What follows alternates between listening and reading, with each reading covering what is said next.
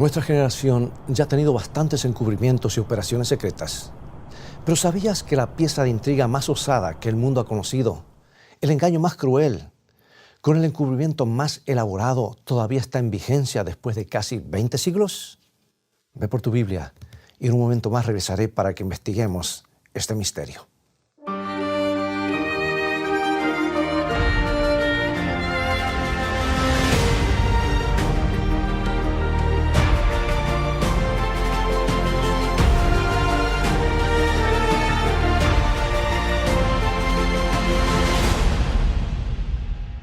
La batalla de Kadesh fue reportada por Ramsés II de Egipto como si hubiera sido tan solo una escaramuza en la cual él, por supuesto, había salido victorioso.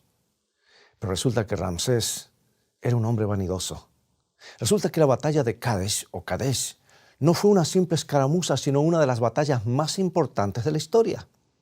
Y Ramsés, en vez de ser victorioso, apenas pudo salvar su vida. Y en las macizas columnas y las paredes del palacio de Karnak, Ramsés describió todos sus conflictos con el rey de Hatti. Los asirios también mencionaron con frecuencia a la tierra de Hatti. Pero los historiadores no intuían la verdad. Se suponía que Hatti era alguna tribu poco importante. Y a nadie se le ocurrió preguntar cómo era una tribu sin importancia que podía guerrear con dos grandes potencias o contra dos grandes potencias durante tanto tiempo. Pero resultó que los Hatti no eran una tribu, sino el tercer imperio gigante de aquellos días. Los hititas, cuyos límites se extendían desde el Mar Negro hasta Damasco. Pero no importaba. Ramsés se sentía capaz de controlar a los hititas. A menos hay que darle crédito por presentar un frente audaz.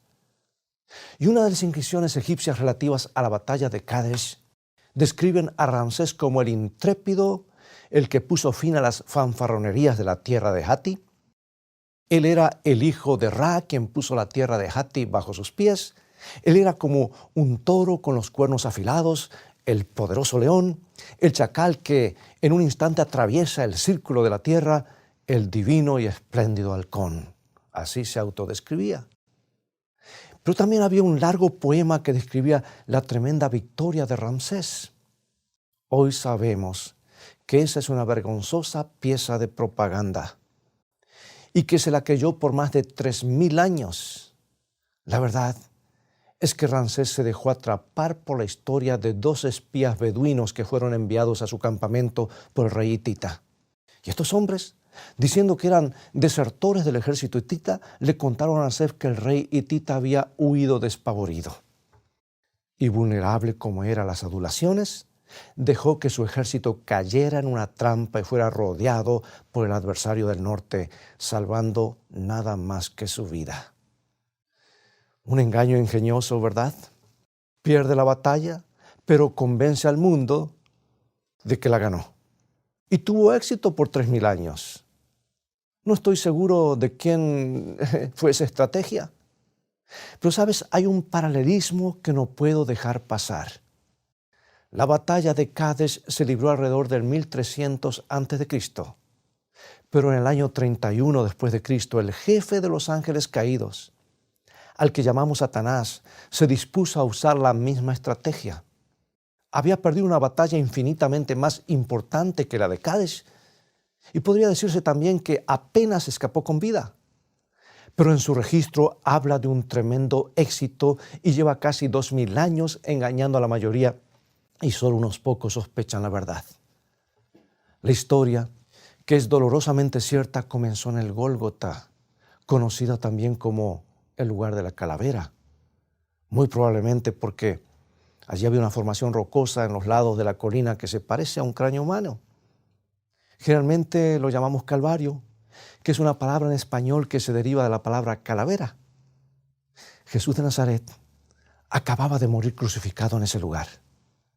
Ahora me imagino a Satanás, el jefe rebelde, sentado en las sombras, no lejos de allí, abatido por completo. Había perdido la batalla. Lo sabía. Sabía que su suerte estaba echada. Uno esperaría que estuviera feliz, ¿no es verdad? Después de todo, había sido el principal instigador de la crucifixión. Sí, él quería que lo crucificaran pero no estoy muy seguro de que quisiera su muerte. Porque el propósito de Satanás era derrotar el plan de salvación del hombre.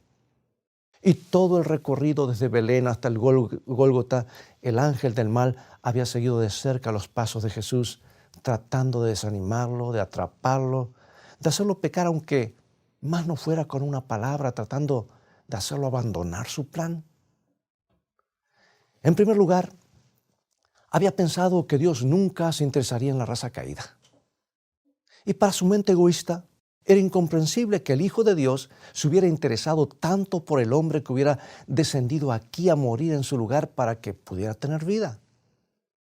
¿Sabes que el egoísmo tiene dificultades para entender el amor? Y daba la impresión de que Satanás pensó que si le hacía la vida bien miserable, Jesús daría la vuelta y abandonaría su plan para salvar a los hombres. Y así la raza humana quedaría librada a la destrucción segura. Porque nada deleita más al jefe rebelde que las destrucciones masivas. Satanás sabía que Jesús podía realizar fácilmente un milagro y librarse de sus enemigos. Sabía que Jesús, si lo quería, podía fácilmente descender de la cruz y hacer que 10,000 ángeles lo elevaran al cielo ante la vista de sus torturadores. Pero Jesús no renunció, no se bajó de la cruz, se quedó allí hasta lo último y dejó que los pecados del mundo le arrebataran la vida. Y Satanás no era estúpido. Sabía que le habían quitado la máscara por completo. Había sido expuesto ante los ojos del universo como un homicida, un asesino de su propio creador. Y ahora no podría esperar más la simpatía de los mundos que no habían caído. Oh, Satanás odió la cruz. La odió con una intensidad que no se puede describir. Pero allí, a la sombra del instrumento de muerte que había sellado su destino, tuvo la misma idea que Ramsés había usado para salvaguardar su orgullo. Había perdido la batalla, pero haría parecer que la había ganado. Contaría su propia historia de lo que había sucedido en el Gólgota. Pintaría otra escena de la cruz. La tergiversaría, distorsionaría su significado y promovería la mala interpretación mundial por medio de una propaganda masiva. Haría que la cruz, que tanto odiaba, se convirtiera en un arma contra Dios. Como ves, la rebelión de Satanás desde el principio ha sido un ataque contra la autoridad de Dios, su gobierno y su ley, porque Él era uno de los guardianes de esa ley. Y en su encuentro con nuestros primeros padres en el Edén, cuestionó descaradamente una orden directa de Dios. Y sabes que en estos últimos días, según el libro de Apocalipsis, será justamente la autoridad de Dios la que estará sobre el tapete. El objetivo de la ira del ángel rebelde serán los que aceptan la autoridad de Dios y guardan sus mandamientos. Déjame leerte lo que dice Apocalipsis capítulo 12, versículo 17. Entonces el dragón se llenó de ira contra la mujer y se fue a hacer guerra contra el resto de la descendencia de ella, los que guardan los mandamientos de Dios y tienen el testimonio de Jesucristo. Cuando surgió la rebelión en él, Lucifer hizo una campaña para revocar la ley de Dios. ¿Cómo podía Dios revocar una ley que es una transcripción de su propio carácter, una ley que es el fundamento de su gobierno? ¿Cómo podía Dios alterar de alguna manera una ley tan importante, tan vital, tan perfecta, tan inmodificable, tan sagrada que su violación no podía pasarse por alto ni siquiera para salvar a su propio Hijo en el Calvario? Pregunto, dime algo, ¿no es extraño que se sostenga que la cruz cancela la ley o que la debilita en algún sentido? ¿Puedes creer que Dios haya permitido que su propio Hijo muriera porque la ley no puede ser cambiada y cambiara de opinión y la modificara tan pronto como su hijo hubiera muerto? Difícilmente. Dios mismo dice esto. Voy a leer 2 versículos en Salmo y en Malaquías. No olvidaré mi pacto ni mudaré lo que ha salido de mis labios, porque yo, Jehová, no cambio. Amados, no hay manera de separar la integridad de la ley de Dios de la integridad de Dios mismo. Permanecen o caen juntos. Y Satanás sabía muy bien que la ley de Dios no podría dejarse de lado. Había sido testigo en la muerte de Jesús del argumento más poderoso de todos a favor de la naturaleza inmutable de la ley divina. Porque si se podía prescindir de la ley, Jesús no hubiera tenido que morir. Y a la luz de todo ese conocimiento y muchos más, el que otrora había sido un ángel brillante concibió su último engaño allí en el Gólgota, su audaz y irreprensible estratagema. Le diría al mundo que la cruz que él odiaba, la cruz que había sellado su suerte, la cruz que había mantenido en alto la ley al costo de la vida del Creador, él diría: no es necesario ya guardar la ley. Le diría al mundo que la cruz le había dado todo lo que él quería. Le diría al mundo que el propósito del Calvario había sido anular la ley, que Dios había decidido finalmente liberar al hombre de sus restricciones y darle la libertad de hacer lo que quisiera. Satanás sabía que la cruz que lo odiaba sería honrada por todos los cristianos, que la historia de Dios muriendo en lugar del hombre sería narrada y vuelta a contar de generación en generación, y que los hombres en todas las épocas predicarían, orarían y cantarían acerca de ella. Pero al rebelde no le importó. Se uniría de buena gana a esas alabanzas al sacrificio del Calvario, siempre y cuando el sacrificio fuera malentendido, siempre que su significado fuera distorsionado, siempre que pudiera torcerse y manipularse en beneficio de su rebelión. Satanás mostraría el Sinaí con los truenos y el humo como la obra de un Dios tiránico y severo, y el Calvario como la obra de un amante salvador. Pondría a uno contra el otro como si el Sinaí fuera un error que debía corregirse con el Calvario. Diría que el Sinaí era la ley y el Calvario la gracia. Y se deleitaría en ver cómo los hombres harían que la gracia fuera una excusa para pecar. Les recordaría reiteradamente lo que el apóstol Pablo dijo acerca de que los cristianos no están bajo la ley, sino bajo la gracia. Aquí está, Romanos capítulo 6, versículo 14.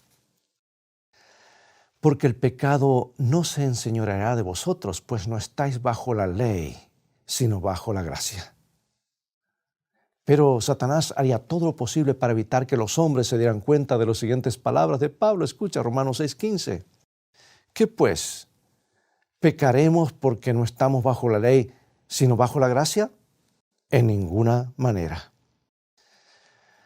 Déjame ilustrar esto de la ley y la gracia con una experiencia personal de algo que me ocurrió hace algunos años en uno de mis viajes por las interminables carreteras del estado de Texas, cuando me tocó pastorear algunas iglesias.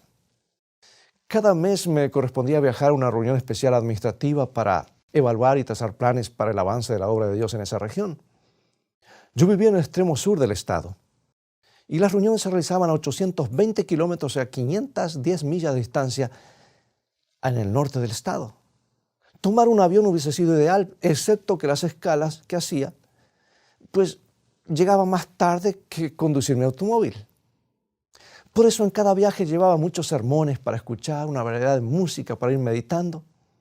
Y una tarde al regresar de las reuniones, mientras manejaba por esa autopista solitaria y ancha que parecía una tabla al sur de la ciudad de San Antonio, escuchando esa música tan elevadora y sin ver ningún otro vehículo por kilómetros o por millas, mi carro se iba deslizando por la ruta y no me di cuenta de la velocidad que estaba conduciendo. Cuando en una curva detrás de un arbusto vi repentinamente una patrulla policial de carreteras. Miré el velocímetro y supe enseguida que estaba en problemas. Miré por el espejo y efectivamente el vehículo policial detrás de mí había encendido las luces roja y azul de detención. Disminuí la velocidad para colocarme al lado de la ruta, esperando lo peor. Y enseguida supe que estaba bajo la ley. Había quebrantado una ley de tránsito y merecía una multa o quizá que me suspendan la licencia. Yo sabía que estaba en problemas y muchas cosas me pasaron por la mente. Cuando me detuve, para mi asombro, el patrullero pasó de largo. ¡Qué bueno!, pensé, se arrepintió. Pero la alegría no me duró mucho porque unos pocos kilómetros más adelante vi el mismo patrullero que había detenido otro vehículo que evidentemente estaba manejando tan rápido como yo. Vi al oficial parado en la ruta, con una mano levantada y haciéndome la señal de que me detenga al costado de la ruta. Ahí sí me desanimé y nuevamente supe que estaba bajo la ley como el peor de los infractores.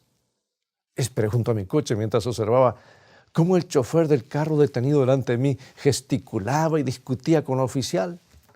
Observé cómo el oficial le entregaba un documento para que lo firme y luego de hacerlo se lo arrojó encima del coche y entró al mismo dando un portazo y se alejó.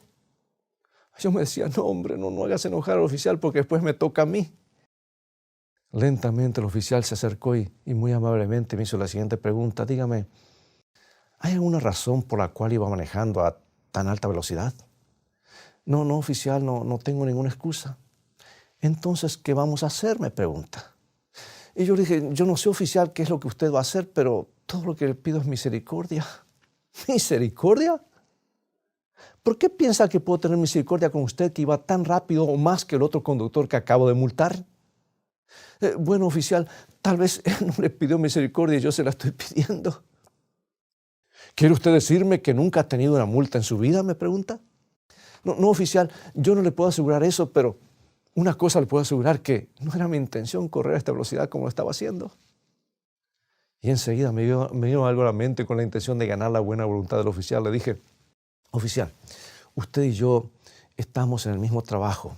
Yo soy predicador y siempre le predico a mi congregación acerca de obedecer las leyes de Dios, no quebrantarlas. Pongo énfasis en prevenir, no hacer eso y caer en infracción con Dios, a lo que la Biblia llama pecado. Yo les predico antes que esas cosas ocurran. Y usted, oficial, hace lo mismo, pero usted los agarra después que han cometido la infracción. Así que en cierta medida estamos en el mismo equipo. ¿Usted está tratando de chantajearme? No, oficial, no, esa no es mi intención. Suba conmigo a la patrulla. Y ahí las rodillas me comenzaron a temblar. Yo no quería subir, pero estaba bajo la ley. Y no me quedaba otra opción. Y una vez dentro del coche averiguó todo acerca de mí y me dijo, la razón que lo hago subir es porque en un momento más vendrá otra patrulla a ayudarme porque sabe que detuve 2 vehículos. Y no quiero que mi colega escuche la conversación. Y eso me tranquilizó un poco. Miré hacia atrás y ahí estaba el otro coche policial. Firme aquí, me dijo, pasándome la boleta.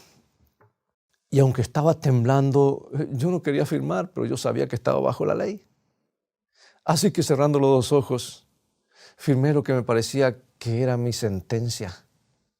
Abrí un ojo a la vez y para sorpresa mía, no era una multa, sino solamente una advertencia. ¡Qué alegría! No lo podía creer. Ahora el policía era casi mi amigo. Me había perdonado una tremenda ofensa. Yo no la merecía, pero lo hizo. Ahora ya no estaba más bajo la ley. ¿Estaba bajo qué? Bajo la gracia.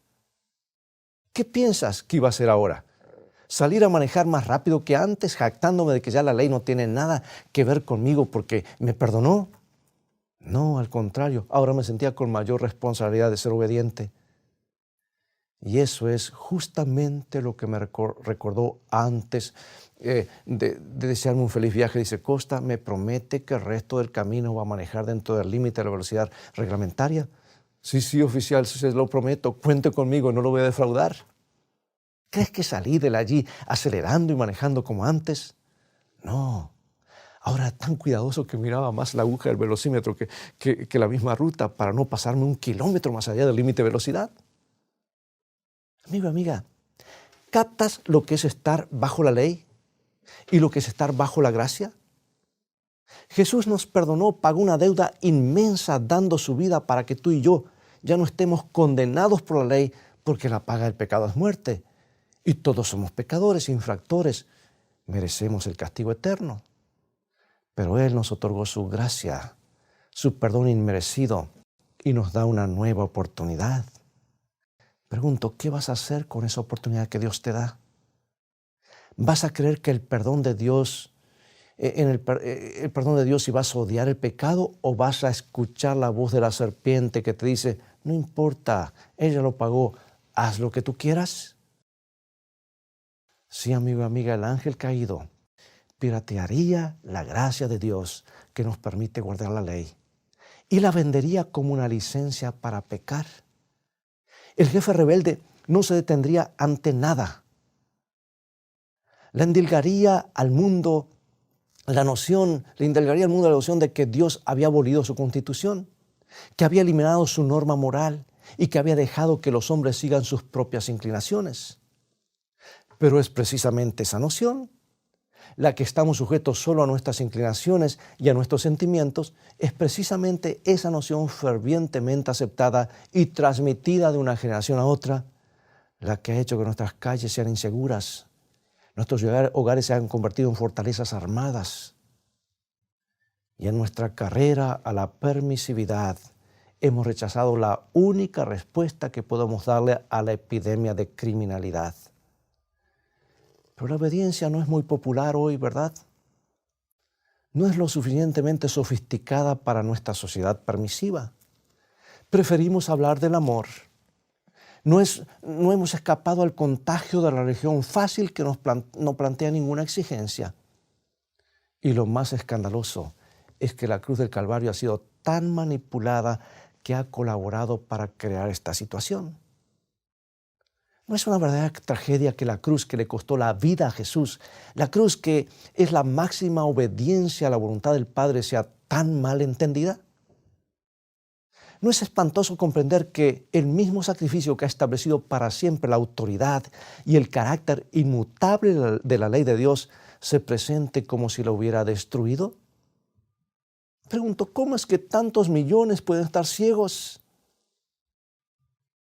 Pero en este punto vendrá el último gran engaño. Aquí estará, escucha bien, amigo y amiga, aquí estará la clave del último gran conflicto que separará a los leales de los infieles. Sí, Satanás luchará contra la cruz fingiendo que la ama. Se unirá gozosamente nuestra adoración a lo que sucedió en aquel día oscuro en la colina del Gólgota, pero todo el tiempo estará buscando la yugular, usando la cruz que selló su destino como un arma insospechada en su desesperado y desquiciado intento por destronar a Dios. De la vieja Inglaterra nos llega el relato de un niñito llamado Bron, que asistió por primera vez a la iglesia con su institutriz. El pastor se subió al púlpito y dio una cantidad de malas noticias. Contó que habían clavado a un hombre inocente en una cruz y lo habían dejado morir. ¡Qué terrible!, pensó el niño. ¡Qué mal! Seguramente la gente tomará cartas en el asunto. Pero mirando a su alrededor no vio que nadie se preocupara por hacer algo. Estarán esperando que termine el servicio, pensó. Seguramente van a hacer algo para enmendar esa acción horrenda. Salió de la iglesia temblando de emoción, esperando ver la reacción de la gente. Su institutriz le dijo: Bron, no te lo tomes tan a pecho, van a pensar que eres raro. ¿Raro porque estoy molesto, perturbado por la injusticia? ¿Raro porque me movilizó esta tragedia, esa trágica historia? ¿Raro por preocuparme y querer hacer algo al respecto? Hay algo que podemos hacer con relación a lo que sucedió en el Calvario. Jesús dijo: si me amáis, guardad mis mandamientos. El amor no es algo que se dice, sino algo que se hace. ¿Quisieras unirte en oración conmigo y agradecerle a Dios por su perdón y a la vez decirle que le amas y que deseas obedecerle? Dios finalmente tendrá un pueblo que no solamente le amará, sino lo obedecerá. Y tristemente, dice Mateo 7, cuando Jesús venga, muchos dirán: Señor, Señor, hicimos tantas cosas en tu nombre. Jesús le dirá: apartados de mí, obradores de maldad. Y el original, y en inglés dice: those who practice lawlessness, o sea, los quebrantadores de la ley. Dios nos ayude a amarle y obedecerle. Oremos. Padre amado, gracias por la cruz. Gracias por el sacrificio de tu Hijo, por amarnos tanto que estuviste dispuesto a darlo todo. Ayúdanos a comprender un amor tal, a comprender el sacrificio hecho por nosotros. En el nombre de Jesús. Amén. ¿Cómo puedes nuevamente rechazar abrazar al buen Jesús, repetirle el sufrimiento y clavarlo en la cruz. Crucificas tú a Cristo, otra vez lo harás sufrir. Ya lo has crucificado,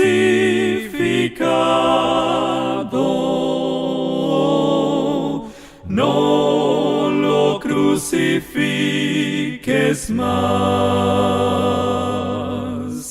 Santas manos bondadosas que bendicen al mortal. Santas manos, ¿cómo puedes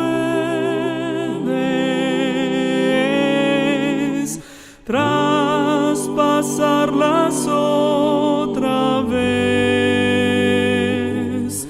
Crucificas tú a Cristo, otra vez lo harás sufrir. Ya lo has crucificado, no lo crucifiques más. No lo crucifiques más. No lo crucifiques